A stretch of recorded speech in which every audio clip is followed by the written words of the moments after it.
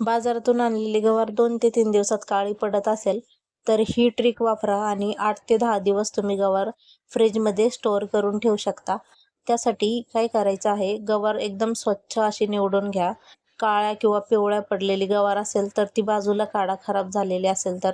आणि गवार तोडून घ्यायची आहे, धुवायची नाही आहे आपल्याला, अशी स्टोअर करायची आहे. ह्या प्रकारे तुम्ही तोडून ठेवू शकता. आता आपण गवार कशी स्टोअर करायची ते सांगते. तर इथे मी घेतलेला आहे एक स्टीलचा डब्बा.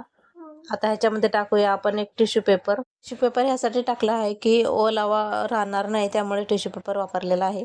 टिश्यू पेपर पाणी शोषून घेईल. आणि आता ह्याच्यावर टाकूया गवार टाकून घेऊया.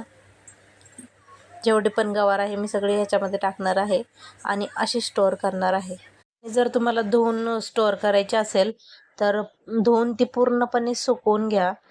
कारण की जर ओली असेल तर ती खराब होऊ शकते. त्यामुळे धुवून सुकवायची असेल तर फक्त एवढंच करा की एकदम कोरडी करा आणि त्यानंतर स्टोअर करा. आता इथे बघा माझी गवार टाकून झालेली आहे. आता आणखी एक टिश्यू पेपर घेऊन ह्याच्यावरती टाकायचं आहे आणि पूर्ण गवार जी आहे ती कव्हर करून घ्यायची आहे. कव्हर करून झाल्यानंतर इथे बघा कव्हर झालेली आहे. आता झाकण लावून घेऊया. आता हा डब्बा आपण ठेवूया फ्रीजमध्ये. अशा प्रकारे स्टोअर केल्यानंतर आठवडाभर गवार टिकते. व्हिडिओला लाईक करा आणि अशाच नवीन ट्रिकसाठी चॅनलला सबस्क्राईब करायला विसरू नका.